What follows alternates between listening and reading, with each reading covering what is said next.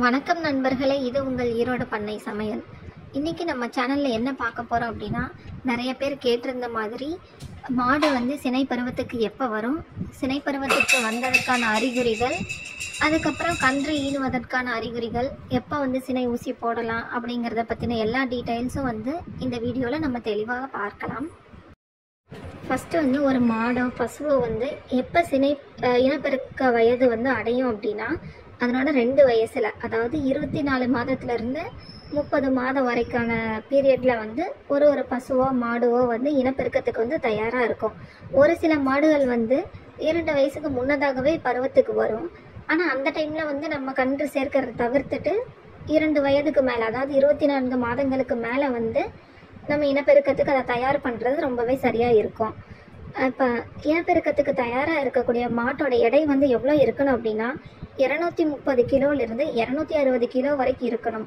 ஏன்னா அப்போ தான் அதற்குள்ளே இருக்கக்கூடிய கருவை அதை வளர்த்தி தாங்கி வெளித்தள்ளுறதுக்கான ஒரு சக்தி அதுக்கு மாட்டுக்கு கிடைக்கும். மாட்டினுடைய சினை காலம் எவ்வளோ அப்படின்னா 280 நாட்கள்லேருந்து 290 நாட்கள் வரைக்கும் இருக்கும். இப்போ மாட்டுக்கான இனப்பெருக்க வயது எதுன்னு நமக்கு தெரிஞ்சிருச்சு.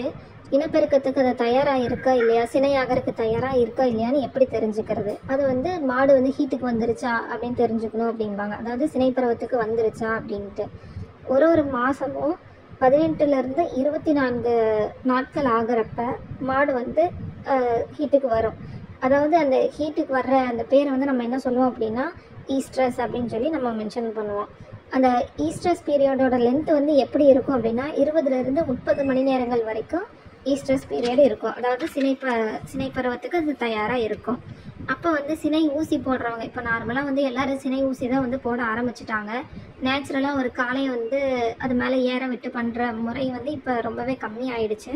அப்படி பார்க்க போனால் சினை ஊசி தான் நம்ம இப்போ மோஸ்ட்லி எல்லாருமே போட்டுட்ருக்கோம்.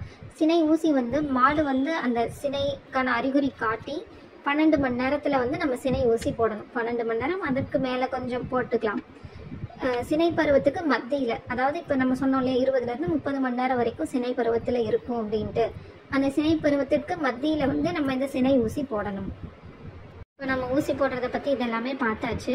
எந்த டைமில் நம்ம ஊசி போடணும், அதாவது மாடு சினை பருவத்துக்கு வந்துருச்சு அப்படிங்கிறத நம்ம எப்படி எந்தெந்த அறிகுறிகள் மூலமாக தெரிஞ்சுக்கிறது அப்படிங்கிறத பார்க்கலாம்.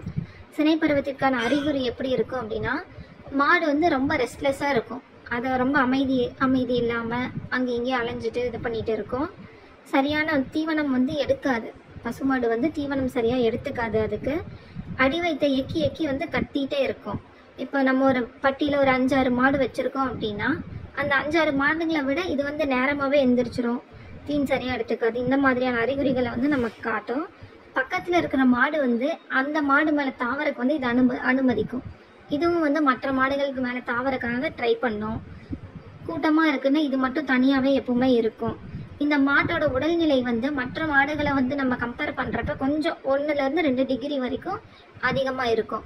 அப்புறம் அடிக்கடி கொஞ்சமாக சிறுநீர் கழிக்கும்.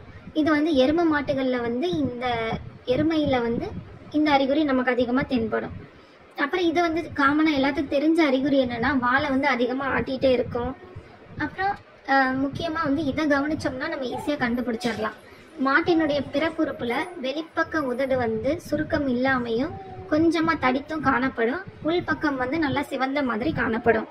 அப்புறம் பிறப்புறுப்பிலிருந்து நிறமற்ற வளவளப்பான திரவம் வெளிப்பட்டுக்கிட்டே இருக்கும். இன்னும் மைன்யூட்டாக நம்ம நோட் பண்ணோம் அப்படின்னா, மாட்டினுடைய அந்த கருவிழி இருக்குங்க இல்லையா, அந்த கருவிழி கொஞ்சமாக எப்பவுமே இருக்கிற அளவை விட கொஞ்சம் விரிந்து காணப்படும். இதே கறவை மாடாக இருந்தால் நம்ம இன்னுமே ஈஸியாக கண்டுபிடிக்கலாம். அதனோட பால் கறக்கிற அளவு அந்த பருவத்துக்கு வர டைமில் மட்டும் அந்த 2லேருந்து 3 நாட்களுக்கு பாலினுடைய அளவு குறையும். அதை வச்சே நம்ம அது பருவத்துக்கு வந்துருச்சா இல்லையாங்கிறது கண்டுபிடிச்சிக்கலாம். இப்போ நான் மேலே சொன்ன அறிகுறிகள் எல்லாம் வச்சு மாடு நமக்கு பருவத்துக்கு வந்துருச்சா இல்லையா, சினை சேர்த்தலாமா வேண்டாமா அப்படிங்கிற மாதிரி எல்லா தகவலும் உங்களுக்கு தெளிவாக தெரிஞ்சிருக்கும்னு நினைக்கிறேன். இப்போ சினைக்கு பருவத்துக்கு வந்துடுச்சு, அடுத்தது நாங்கள் ஊசி போடணும், அதாவது சினை ஊசி போடணும் அப்படின்னா உங்களுக்கு பக்கத்தில் இருக்கக்கூடிய கால்நடை மருத்துவமனைக்கு போய் அங்கே இருக்கக்கூடிய டாக்டர்கிட்ட ஒரு ஒப்பீனியன் கேட்டுக்கிட்டு அவங்க சொல்கிற டைமுக்கு போனீங்கன்னா ஈஸியாக சினை ஊசி நம்ம போட்டுக்கலாம். இப்போ சினை ஊசி போட்டாச்சு. மாடு வந்து சினையாக இருக்கிற காலம் வந்து நம்ம ஏற்கனவே சொல்லியிருக்கோம். 280 நாட்கள்லேருந்து 290 நாட்கள் வரைக்கும் ஒரு மாடு வந்து கருவுற்று இருக்கும். அந்த கருவுறும் காலம் வந்து முடிஞ்சதுக்கப்புறம் அதனோட கன்று வந்து ஈனும் அப்படின்னு சொல்லி பார்த்துருக்கோம். இப்போ கன்று ஈன்றது வந்து ஒரு சில மாடுகள் முன்னதாகவே கன்று ஈனும். அதாவது நம்ம 260வது நாட்கள்லேருந்தே வந்து கொஞ்சம் மாட்டை வந்து கவனமாக பார்த்துக்கணும். எப்போ வேணாலும் கன்று ஈன்ற மாதிரியான நிலைமையில தான் இருக்கும். இப்போ அந்த மாடு கருவுற்று இருக்கக்கூடிய மாடு வந்து கன்று ஈன போகுதா அப்படிங்கிறத வந்து ஒரு சில அறிகுறிகளை வச்சு நம்மளே கண்டுபிடிக்கலாம். அந்த அறிகுறிகள் வந்து என்னென்ன அப்படிங்கிறது இப்போ நான் உங்களுக்காக சொல்கிறேன். இதற்கான அறிகுறிகள் என்னென்ன அப்படின்னா, மாடு வந்து தனியாக இருக்கும், எப்பவுமே சோர்வாக காணப்படும், அதனோட காலை வந்து பின்னோக்கி உதச்சிக்கிட்டே இருக்கும். நம்ம நல்லா கரெக்டாக நோட் பண்ணோம் அப்படின்னா மாட்டோட அடிவயிறு வந்து ரொம்ப கீழே இறங்கின மாதிரி இருக்கும்.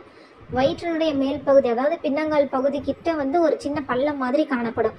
அந்த பள்ளம் மாதிரி வந்துருச்சுன்னா அதுலேருந்து 10லேருந்து ஒரு 20 நாட்களுக்குள்ளேயே வந்து கன்று ஈனக்கூடிய நிலைமைக்கு மாடு வந்துருச்சு அப்படின்னு சொல்லிட்டு அர்த்தம்.